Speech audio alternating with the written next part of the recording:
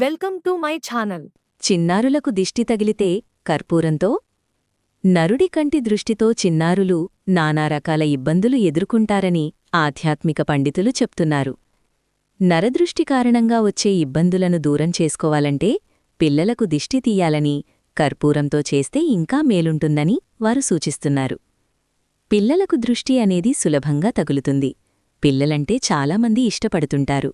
వారికే తెలియకుండా వారి దృష్టిలోపం పిల్లలపై పడుతుంది.